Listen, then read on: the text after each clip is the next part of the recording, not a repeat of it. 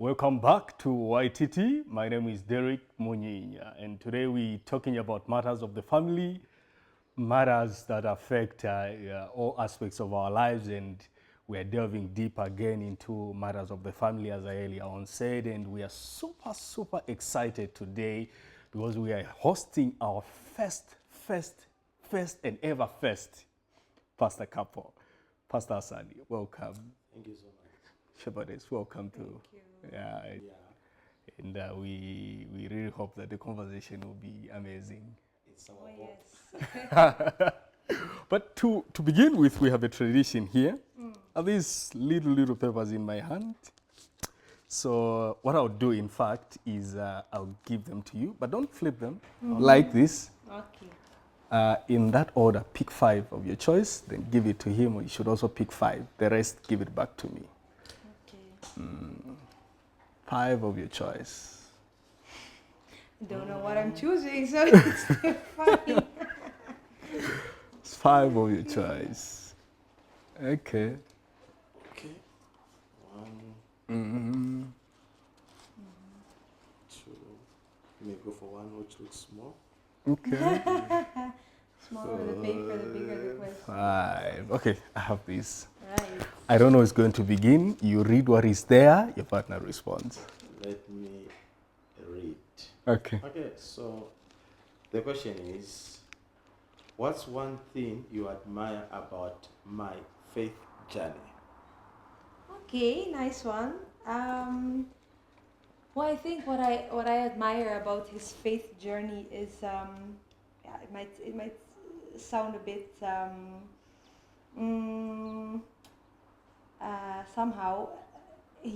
For me, the fact that he's really like genuine and sober in his faith journey, I find that very inspiring, very refreshing, because I mean, as Christians, we all go through highs and lows, but for him, he's just very honest, maybe about his, his spiritual life at the moment, and things like that. And he will, not that he would ever, by God's grace, forsake his faith, but he would just be open, about his walk with God, and also be very open for perhaps I don't want to say rebuke, but encouragement, maybe some advice, So he's very sober. He takes it so serious while he's still just down to earth about it.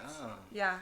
So yeah, I think that's one thing I really I really admire about his faith. Yeah.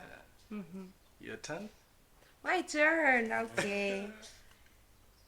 Okay, what's a meal I've cooked that you'll never forget, good or bad? Wow. Pick a good one. What would, okay, so there's this particular meal Okay. that the challenge is that she has done a number of them, but a roti was one of those meals that touched me, and I said, if life is like this, awesome. Okay. I think we enjoyed that. I should have even tried it when that time I think we were still courting. I tried it also just to make it. That was excellent. And yeah, it's just that it's asking for one, but allow me to go for the second one as well. Please go. Now, some of the names are tricky for me to mention, but I would simply say she has done also some soups, okay?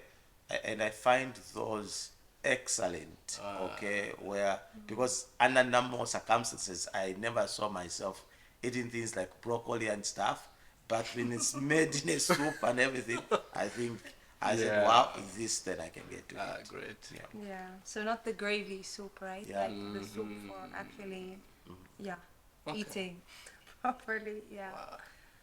Okay, that's great. Okay.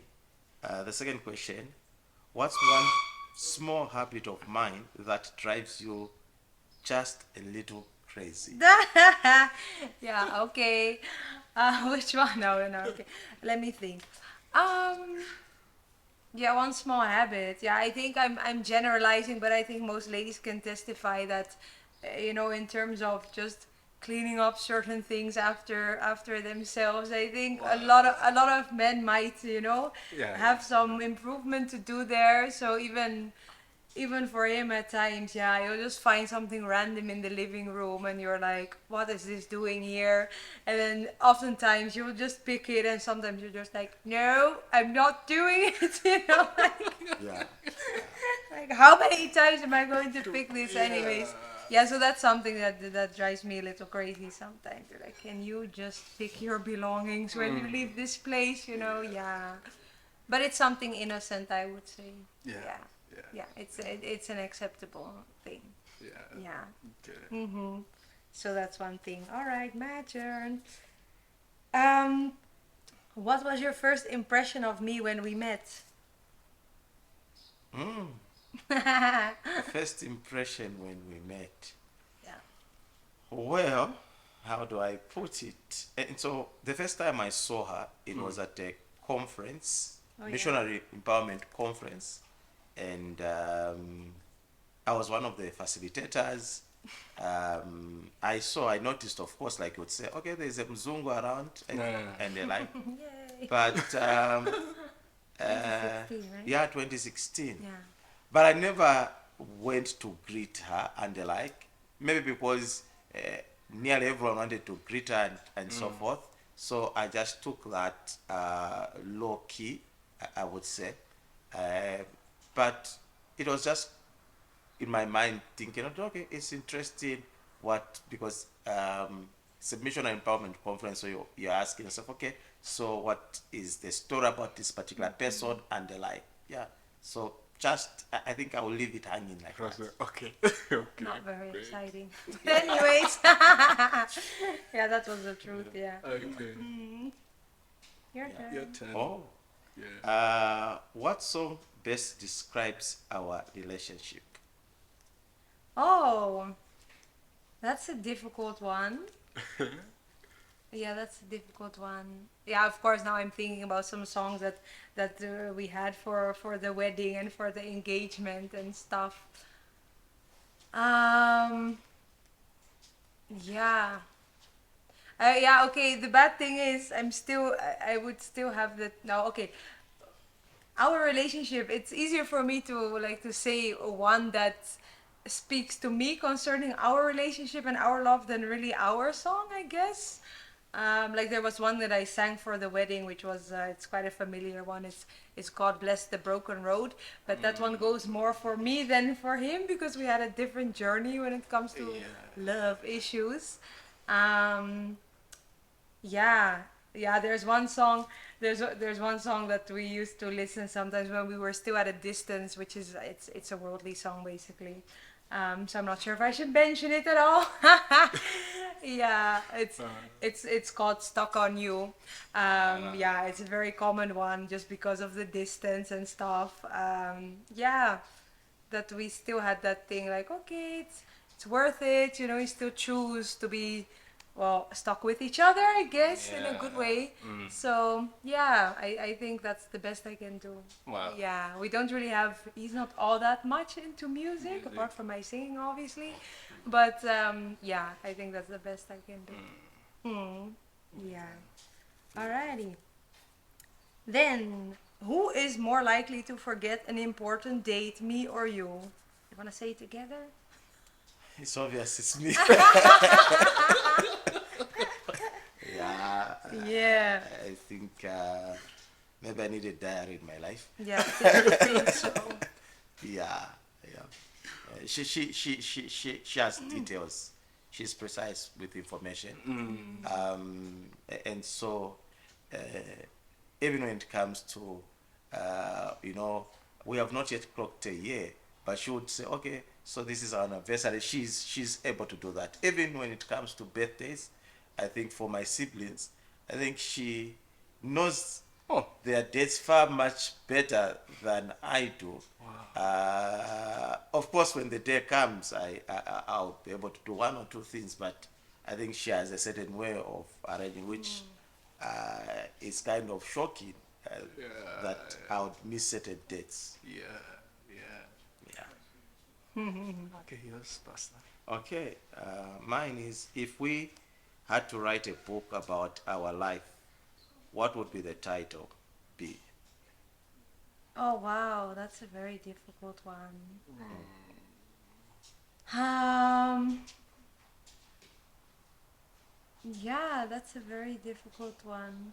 I don't think we've ever thought about that yet. Though I think did we talk about? Yeah, not really. Um, I would I would say yeah, okay, it sounds a bit soft perhaps and stuff, but if I would have to come up with something now, I might say something like um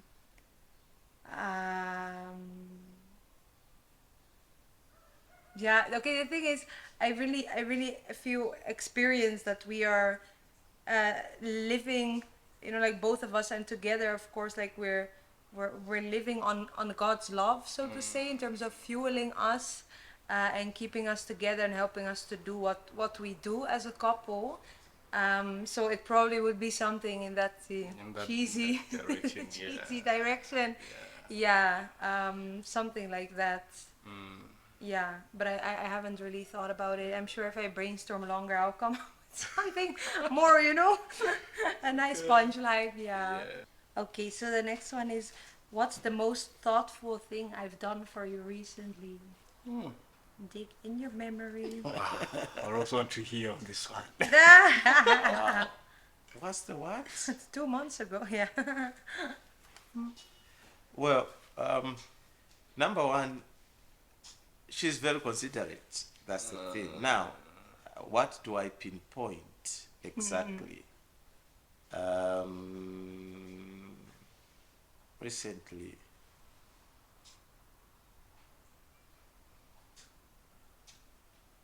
okay.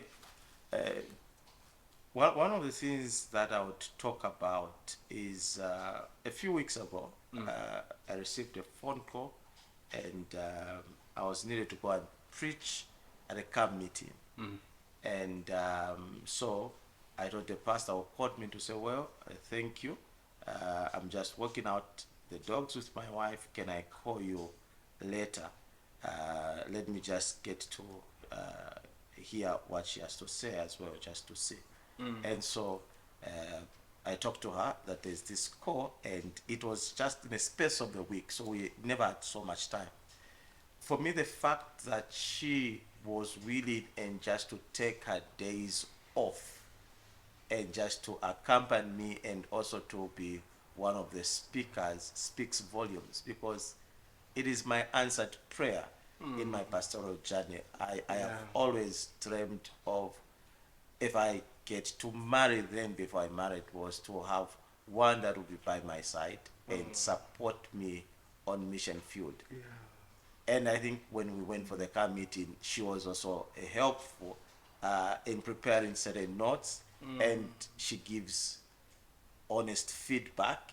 Okay, so it's one thing when the church says amen. It's another thing when you get back home and say, "Ah, that was Yeah. good, but okay, this and that." And I was even telling her yesterday to say, I think I should now stop. I should be leaving you for my preaching, because I can't repeat my sermon. Just recycling. I can't recycle my sermon. With me and the like. Yeah. But I think that feedback, that presence of being there and the like, it's awesome. I think for me, that I appreciate. Yeah. Okay. Let me read this question. Which one of us is more? Which of us is more likely to start laughing in the middle of a serious moment? Yeah, okay, I think we both know that's Yeah, me. it's you. Yeah, I think it now has let's to put be up. me. I put always a serious face most of the time. Yeah, no, Yeah. me at times it's an issue. Anyways, no, I mean, for me, I have to say I think I'm always able to see, you know, positive sides even to depressing things, but at times it can overshoot, whereby you just feel that kind of laughter coming up when it's not Great, supposed great. to. Anyways, if we could take a 1 month break from ministry, where would you love to travel with me? Well, that's okay. It's obvious. Yeah. I think we are going to the Netherlands. Yeah, we're actually doing that next month. But Yeah. anyways, Wow. yeah, we're going to see my family. So, but if it wouldn't be the Netherlands, like where else would it be? Because Netherlands is obvious, too obvious. Well, in a place where we can have some wood, water, a beach like, and you like those kind of places, would still be awesome. Yeah. Sounds good. Yeah. You were done, right? I am done with questions unless you want me to. No, I'm also done. So, No Pastor, improvising. Yeah. It was so nice listening to you just talk to each other. But to just get into our conversation, I would want to pick on one question that was saying, what was your first impression of me when you? How did it all begin, Pastor? Who saw the other first? And yeah, let's start from there. That story, she tells it better That was because better. Okay. we did not start speaking when we saw each other. Somehow our relationship started like the way Abraham arranged for Isaac. Oh. In a modern way. In a modern way. Yeah. And so I'll throw it to her. Okay. I think she would do it. Yeah, so the thing is, like he mentioned, he had seen me in 2016 at the conference, never came to greet me. I never attended his prophecy seminars. He's still a bit bitter about it, but it's okay. No, I was not very, honestly, those topics didn't speak to me that time. I was only 2 years in the faith, so I said, let me go for other stuff. So I think even in 2018 you were there, right? Yeah. Yeah, so even 2 years later, same conference, same place, same what. Saw me, never got to talk, never really got to see each other. But the interesting thing is, those 2 years I went on mission with the same impact group, and I started to get to know some people who later on I found out are actually in his close circle as well. So we were like, I was already, getting to know people that he knows. Little did I know. But so then January 2020, we got to like see each other at Evelyn Home. There was a program in the afternoon, and the one that I was with was greeting him because he knew him, and I think I hardly greeted him. Just like, eh. And so there was nothing there. But then the funny thing is that I was in the country for a year. I went to Riverside. Well, anyways. And then in December I came home. Then in 2021, in May, a friend of mine who's from here, she's been living in my country I think for 5-6 years already, did her master's, working now. She asked me, at church for that matter, to say, I'm asking permission to give your number to someone. So I said, who's that? She said, it's a pastor. I said, okay, you can do it, but if I don't like him, I'm not going to entertain it. Oh, okay. So I told her, okay, it's fine. Little did I know that she had also, instead of him maybe asking her like, do you know someone, in your country? That's how it goes often, right? Like, that's how some people ask me, like, don't you have a nice sister or what for me from your country? So I thought he had asked her, like, okay, you get her number for me or what? Little did I know that she had also gone to him on Facebook, I think. Like, yeah, Pastor, I think you would like my friend. Would you mind talking to her? So even him, he was like, I don't know. Like, he had seen me before, but he was like, yeah, I'm not so sure. So both of us had some healthy resistance, I guess.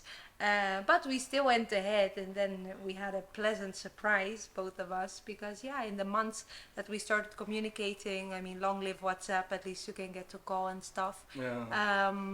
So it all worked out well. Here we are. Oh, great. Yeah.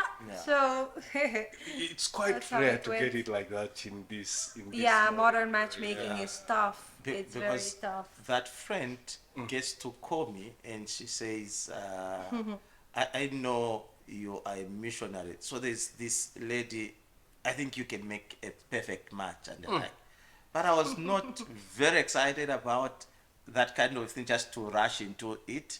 And she could say, have you texted? And the like. So I said, Yeah. why is this pressure? Where is this pressure coming from?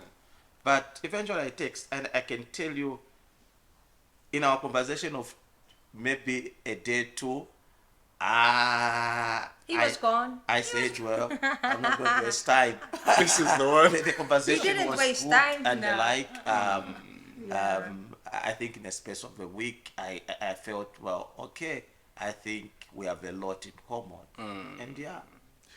Yeah. When did it? You're saying within a space of, is it 2 weeks? It was clear to you that this is the one. I proposed in a month. I had to wait. Yeah, ridiculous. 1 month. Yeah. We didn't meet in person. So he would tell you how long I made him wait after that. But Yeah. anyways. And I had to wait for 7 months for her to give me the yes answer. Yeah. And I was almost saying, 7 is a complete number. yeah, are we going to make progress or what? But we're talking like on a daily basis, okay? And yeah, the waiting was worthwhile. Amen. Amen. Yeah. When did it become clear to you that Yeah. actually this is? Yeah, that's a good one. Okay, the thing is, of course, when we started talking, you just notice when communication is very, natural, and you get to align well, because it's not just about the content, but even just the way you speak, both of you, whether you have sort of, I don't want to say the same vocabulary or grammar, but still, like the way in which you get to communicate. And I noticed that, soon enough also, but for me, I just said, yeah. I know nowadays it's very normal to propose after you haven't even met in person, you even do proposal for marriage. But I was like, no, we have to, experience some real life together, get to meet, go to church, what have you, go for a proper date, come on. So for me, I already knew I cannot say yes before I have gone to see him or him to see me. Though I was planning already to go again to see other friends and stuff. So I said, well, killing two birds with one stone. So yeah, for me it took a bit longer, because even after we did get to meet that time, I mean, of course, the whole pastor thing aspect that was thrown in the mix, it also changes, certain considerations, I guess. So yeah, I did have to take some more time even after we got to meet. More time than he would have wished, but now it's all good. I have another question. Yeah. Now, this question goes to both of you, but it changes a bit. For you, Pastor, I will ask you a Zambian question. Yeah. No problem. Yeah. Did you ever think, at any point in your life, did you ever just dream that you were going to cross the borders of Zambia and find a wife? Confess. I'll tell you the truth. Oh, it's on camera. Yeah. No. Yeah. One time I told Mom that I think I'll get a white girl and stuff. Yeah, it was way back. Okay. But with life as it was unfolding and the like, I think I was not saying okay until I get one who is coming from abroad and the like. Okay. But later on, when we started talking, then I still was able to remember. recall. Being fulfilled. That was the same, like my uncle and the like. They did not even find it very strange. They said, well, I think we have always seen this particular trait and the like. So but to really say that I really imagine that one It was day, a goal. not really, but there are certain things you say in the passive and the like. Little do you know that well, it will come, to pass. For you, shepherdess, the same question. Did you ever think of a pastor, for that matter? Did you ever dream of that at any point? Well, no, the pastor part, I didn't dream of it. I also didn't have nightmares about it. I was just in the middle, because in my country, you hardly have young pastors. So even those who have ambitions, it will be very tough for them to find one there. So I had never really considered it. I mean, I know here at times it can be a thing. You know, some that really have that, you know, calling or desire to marry a minister. But for me, no. But when you ask me on the part of maybe marrying an African or someone from a different ethnicity, yeah, well, mine goes back even further than his. If you would have heard my father's speech at our wedding, you would have laughed, because when I was small, we were getting those dolls. They're called baby borns, and there were the white ones and there were the brown Yeah, ones. yeah. And I insisted on getting a brown one because it was way nicer. So I would be walking around with that brown dolly, and then my parents were like, "This one is interesting." And somehow I always had some sort of, yeah, you might call it strange, but some sort of fascination stroke appreciation for maybe Africans or people from the Caribbean and whatnot. And even in primary school, and I think also in high school, I would always have the tendency maybe to draw to some of maybe of a different cultural background rather than my own. So I'm not really sure where that denial of my own people came from, but yeah, that interest somehow was there. But of course, it was not really founded on anything because I hadn't really, you know, been exposed so much. But I was always, I guess, more prone to, I don't know. Yeah, interact with those from other backgrounds, and maybe especially Africans. So it was, to my parents, it was not a surprise. No, of course, the fact that I came here, it's not necessarily something they would have thought way back. But of course, as things started to develop, they could already do the maths. Like, yeah, this one might cross over. So yeah, it was not a surprise to them. So yeah. Now, let's shift our conversation to the work that you do together. Were you both caught at the same time, or did the other influence the other? You know, that stuff.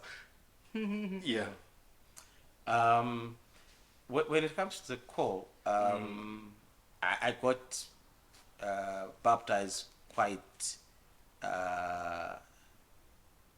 earlier than her. I think 2001.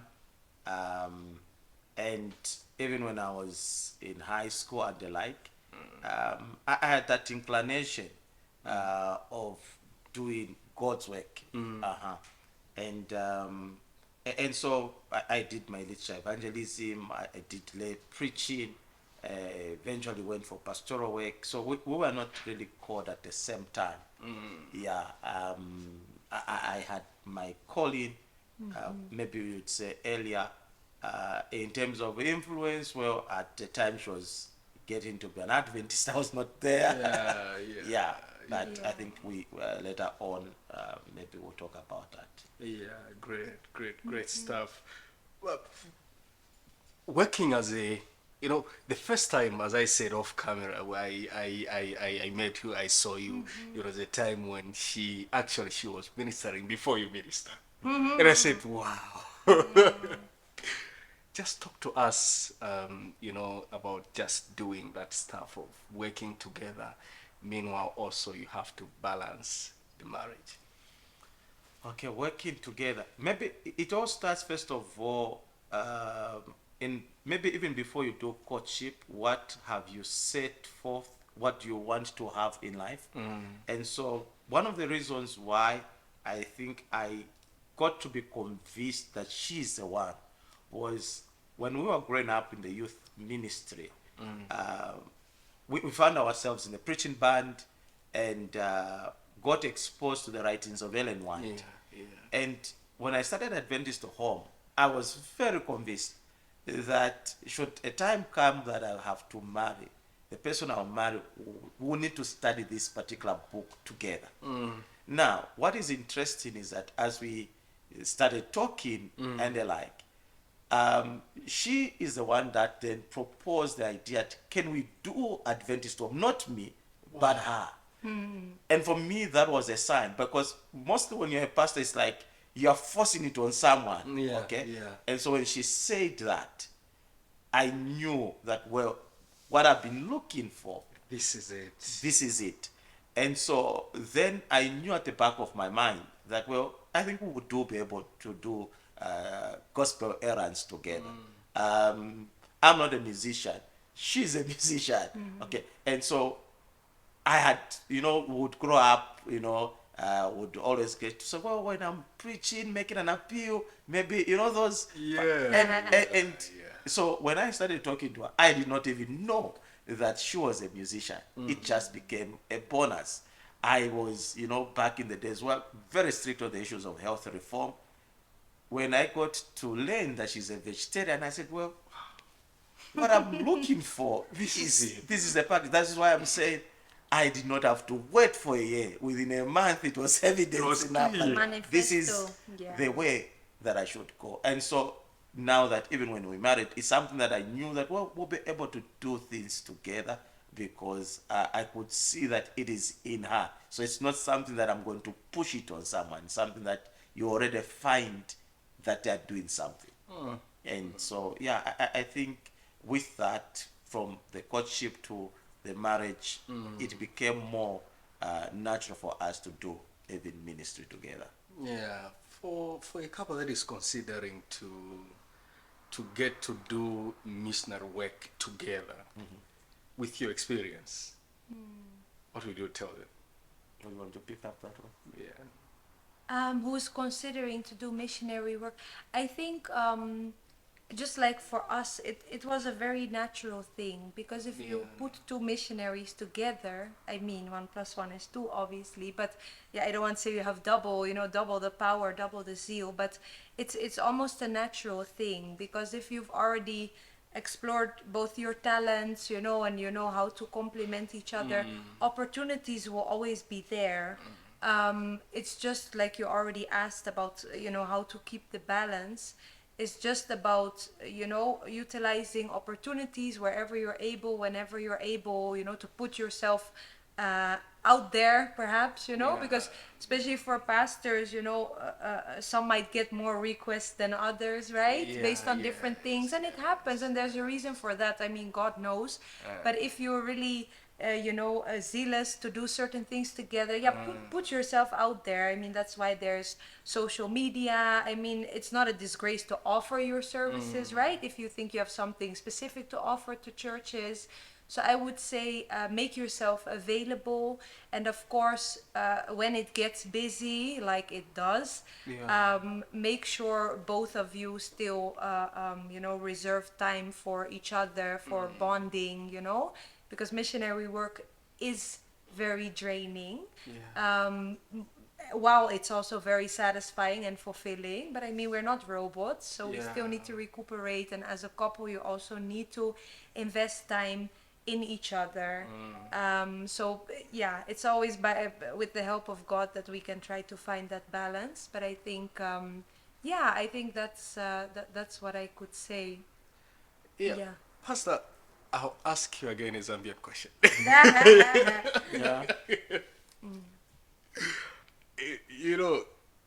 In the typical Zambian mindset, it is man, you go in the field, woman, remain home.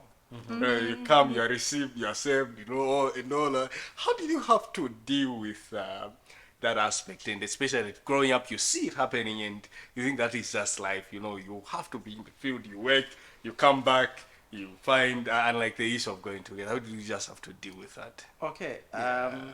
So I happen to have worked as a literature evangelist, which exposed me to read quite a lot of books.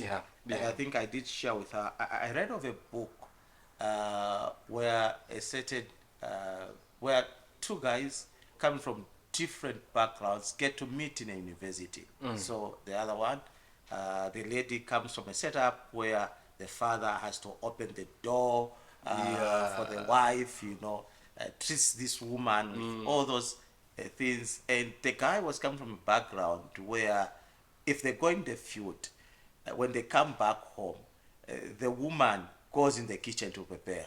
Him with the father, they are seated in the living room, maybe reading a newspaper, waiting for the food. And the two guys now, when they meet at a university, you see, when you are courting, we all put on a mask. You do your best, even the things that you cannot do. But eventually these two guys married. And when they married, at the back of the mind of this lady is that, well, what I saw my father doing for my mother, this is what he will be doing. This guy also, according to his script that he has read about life, is that, well, he is expecting the woman will get to prepare water for him for bathing, food and stuff. And they discover that there are two different individuals. So that kind of background helped me. And my personality, I think, was kind of a thing that I want one that is an independent thinker and that we can get to do things together and the like. And so I did not really grow in a very traditional home. I'll give you a very practical example. When I had my first girlfriend, I still introduced her to mom, which is not very common. It is not. In fact, that's so funny. And you survived, yeah. Okay. My uncle, we could easily talk about certain things, which in our setup maybe deemed more to be an abomination and stuff. So I knew that I was not very wired to go the traditional way.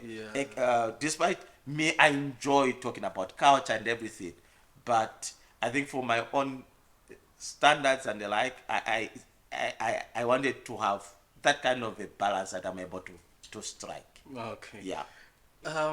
Just on that one, Pastor, where you talk about these people coming from two different backgrounds, and that story somehow speaks to the both of you. Yeah. How did you have to deal with? First of all, let me first begin by asking this question: Are there some cultural or traditions that you found in the Zambian man that were a bit, different from where you're coming from, and how did you just have to deal with them? Well, where should I start? No, I think Just I any that think you can pick. yeah, I think of course the most common thing is about the gender roles, right? Yeah, I mean, yeah. truth be told, in my country there are also men who really like to have a woman who does, all that pertains to the household, to the cooking, to the children. They're there, but it's less common, so to say. It was more like our grandparents and stuff than the modern generation. So that thing of for us being used to both parents taking responsibility of the household. Like my dad, for example, he's a great cook. Yeah, like he's sort of a self-made chef. Yeah, he enjoys his food. I mean, which is very normal. While my mother, on the other hand, she would hardly ever cook in our house. That's how we grew up. And it was totally fine. And of course, in terms of chores, they would both get to do things. My mom a bit more, perhaps, stuff like that. So the thing is for us, and I know how the setup here is, the expectations are just in general, the woman gets to take care of the household, of the cooking, of the more of the children, not completely, of course. And yeah, for us, we both knew it was something we had to talk about in a real way, to say, okay, what do you expect from me? What do I expect from you? Because if ever he would have desired such a life and such a wife, it might not have been the best match. And of course, it's compromising. So you both, give a little extra, so to say, to meet in the middle. But you have to get to agree, and you have to be mindful of the fact that you didn't marry your native fellow a person. That goes for me, and that also goes for him. So at times, if I can think maybe like, why doesn't he do this, or why doesn't he do that, I have to say, it's because he's not used to that. So if I want him maybe to start doing that, is to ask, but you can't, you can't force each other. And the same is the other way around. So you have to know what you're getting yourself into, and of course, daily life will still bring new things that you couldn't really prepare for. But at least it helps a lot to talk about those things properly, like to the detail, honestly. Like literally, okay, in terms of chores, how do you view it, you know, what things can you do, can you not do, what, you know. So that's what we did, and I think that has helped a lot. And truth be told, if you're having an intercultural marriage, you know how they call it, both of you have to be flexible. You just have to.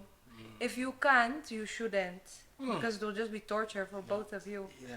And I mean, for sure, it might look nice on pictures. Oh, they're two different colors. What? Yeah. But in the house, it's miserable if you're both not, you know, tolerant and understanding. So it's really, yeah, something that you have to be willing to take on, basically. Yeah. Yeah, and it brings blessings and it brings challenges, you know. So it's a conscious choice you have to make. Yeah. Yeah, for sure. Maybe just Yes, in yes. addition, Go on.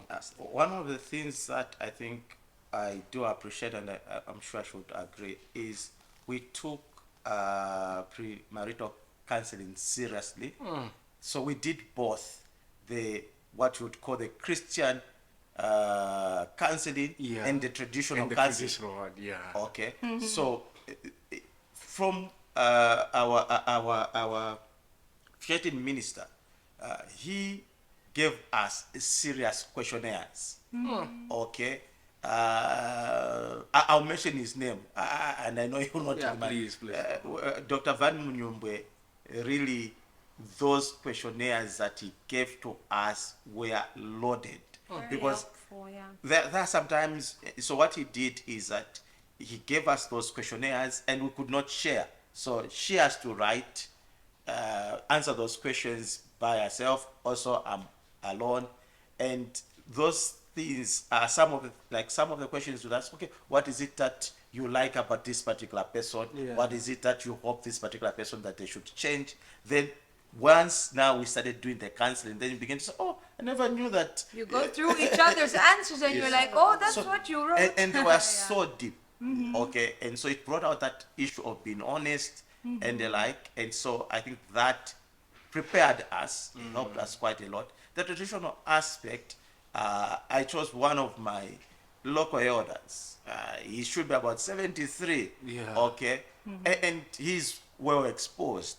Okay, and he would tell me certain things. He said, hey, you're aware that you're not marrying A typical Zambia, woman. Yeah. and so there are certain things that may not really be there in our culture and the like. So you guys must come up with your own culture. And so sometimes people, maybe one of the grave mistakes we make is not just to have enough time.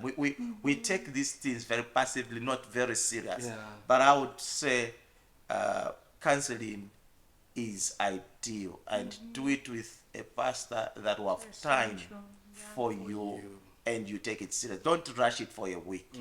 Have enough time. There's a big reason why if it should be short, it should be 3 months. Okay, I think for me that really helped us quite a lot, and it still gives us enough energy to run. Yeah, Pastor, that's very important. And actually, I was almost throwing a follow-up question on that. Imagine you being pastor in the capacity to counsel, seeking for counseling again. Yeah. And just to emphasize the importance of having this counseling, you see. Of which sometimes, even as young people especially, we ignore that. You know, that thing where you feel as if you know it all, and obviously you don't even know anything. Pastor, let's come back again to the missionary work that you do. You talked about impact. Is it the impact I know? Yes, the very impact you know. Wow. Okay. Yeah, I do with SAZIM. Yes. Yeah, So there's some missionary called SAZIM, but I always hear about impact, and I've been meaning to attend. So you are highly involved with impact. well, I should say I was highly involved before being in a district. but I have worked with Stam from CBU.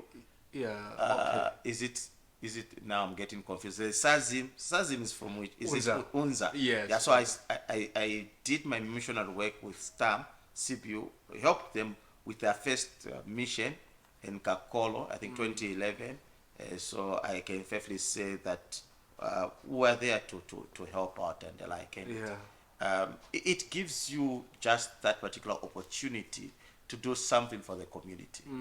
Yeah. All the impact missions you Yeah, went on. and the impact missions, first of all, I worked for Riverside, and so they had sent me to train some of the members for impact in medical missionary work. That was in 2011, and yeah, from there we did some missions together, the December missions and so forth. Yeah. Pastor, are there shepherdess? I think, let me begin with you, since you started doing missionary work together, even personally before you met. Could you share some testimonies that you think, I think they were really life changing? You know, you saw the power of God working in just what you do. Yeah, that's a good one. For me, I would say, I mean, when I just became an Adventist, the view of what missionary work is and what a missionary is was perhaps linked quite a lot to the same missions that I went on when I was here. But of course, it goes way further than that. It's way broader than that because we are missionary in our daily lives, right? So for me also. After I had attended the lifestyle course at Riverside, that was in 2020. Even back home, I started to work together with a doctor from my country to do some natural treatments on people with very severe diseases. And well, for me, it's just that thing whereby you get to minister to people, and perhaps they're already Adventists, perhaps they're not, perhaps they're half, if there's such a thing. But it's just that thing whereby you see, you just see God working through those simple things that you do for them. You know, the simple treatments you apply, and the way they can get to experience God's love, even to the point whereby they can say, okay, whether I'm going to get healed or not, at least it is well with my soul, right? And that might not be a conversion, you know, an exploding conversion experience, but it's the main thing is that you want people to reach a state where they're at peace with God, where they found themselves in a space of peace with Him, with themselves. And I think that's the biggest reward for missionary work, whether it's medical, whether it's, you know, maybe you know, some other lines of missionary work. So yeah, I think some of those experiences have been very powerful for me.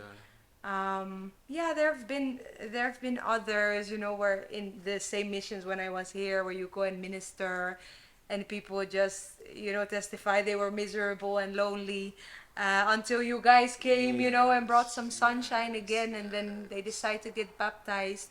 Those are just beautiful things that give you new fuel to keep going. Yeah. So yeah, could be more specific, but I think they're just different ones that are very touching. Not knowing about you. Well, maybe I'll talk about the time we visited the prison Oh in yeah, a country in the Netherlands. it was a few years ago when he came to visit. Yeah, so it was a church. I don't know how many we were, probably 9 or 10, Yeah, somewhere the there. singing group was like Yeah. nine. So we 10 we people. get to that. It was during Christmas time and the like, and so these guys eventually come, and so we are in this prison. It was in the chapel. Yeah. And so they were singing, but I don't know how to sing. So I sat somewhere. He was in the crowd. And I sat with the prisoners, and this guy started asking, so, when did you come? I didn't thought I was a prisoner. He became a prisoner to the prisoners. Yeah. Okay. Yeah. But when I just saw how they were moved, how excited those guys were, it just made me realize that the gospel must go anywhere. And sometimes the freedom that we have, we take it for granted. But if you look at our friends that are in those that have been locked up and the like, and you take the gospel, just the energy they sing, the zeal, even when it just comes to do a Bible reading, and just to see how that we are together in the same place and the like, of course, almost mistaken to be a prison as well. But that was I think funny. for me it was excellent, and afterwards, of course, we had some what we call interactions, and yeah, I could see them asking genuine questions and everything. And in my mind, I started thinking, maybe I should come with VOP lessons here, you know. And so Oh, Yeah. that's great, Pastor. Now, let's maybe get the conversation, as we are almost exhausting our time of being here. Let's get our conversation to some of the things that you still want to do in ministry, but you haven't done them, but you still want to do them. Yes, it's just part of where you want to take this message. What does this missionary couple look like tomorrow in terms of missionary work? well, one of the things is what we are doing here. We would want to get into to find space in the media, to do more of televangelism, in a proper organized way, because I think it affords an opportunity to reach out to thousands and hundreds of people. Okay, I think that's one of the things. Secondly, would look forward probably to open up some institution more like a lifestyle center, just to be able to minister to people that may have maybe some lifestyle diseases.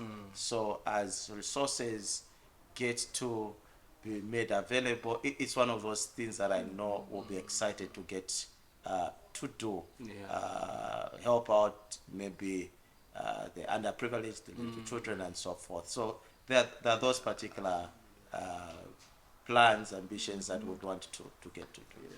But what legacy do you wish us to leave in Zambia and to the world at large? Legacy of especially in love. your- Yeah. No, it's just like he said already, we just want to be, instruments of healing and people being restored, both physically, spiritually, mentally, just to help put a bit back together in this broken world, right?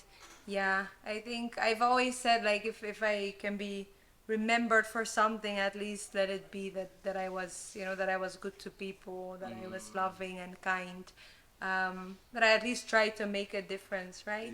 So yeah, I think that's what we'll be striving to do as we go, and God has been opening very wonderful doors so far, so we know He will continue doing that. So it's just exciting to see when, what, where, and we just try to follow. Yes. Before we let you go, again, we come back to what we've been trying to establish here. What would be your advice? Let me first say, what qualities make up a good missionary couple? When you see one, how are you able to tell that I think continue. You, please don't start this question. Knock it off. You want to answer that? I think in the first place is, as an individual, be converted. Okay, be true, have dignity, integrity. Oftentimes we want something nice, but the question is, are you nice yourself? Okay. Secondly, there's a tendency of wanting to do big show-offs, living for the media, putting up a face and the like. But if really in reality those things don't exist, it's not worth it. It will fade with the passing of time. And so I think God calls us to be true. In fact, we are taught to say the greatest argument we can use in favor of the gospel is a well-ordered home. Okay? If our homes are solid, if our homes are built on Christ the solid rock, then even when we stand to preach, we have already at least won the argument. So, as a man, as a husband, be loving, be available to your wife. Before you can think of the mission field, the first mission field is your home. Yeah.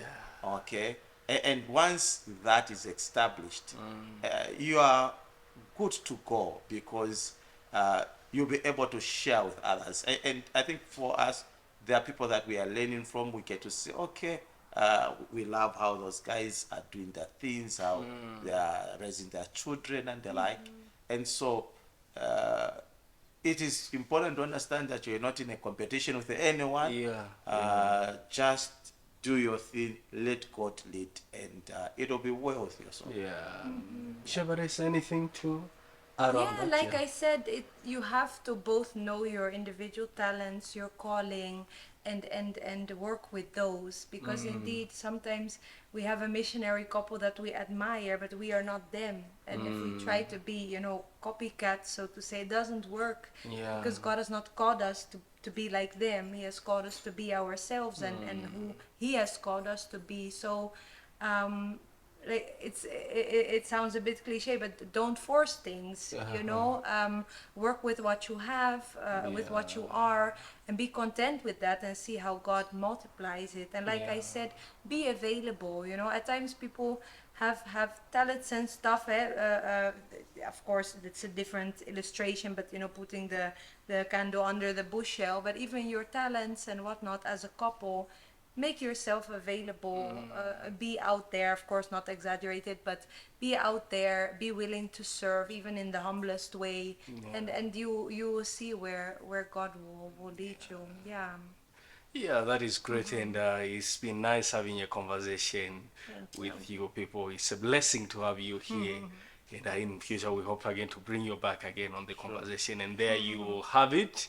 This has been YTT. I've been your host, Derek Munyinya, and we've had our pastor in studio today, and shepherdess, pastor and shepherdess Asani. Till we meet you again, just on YTT. Bye.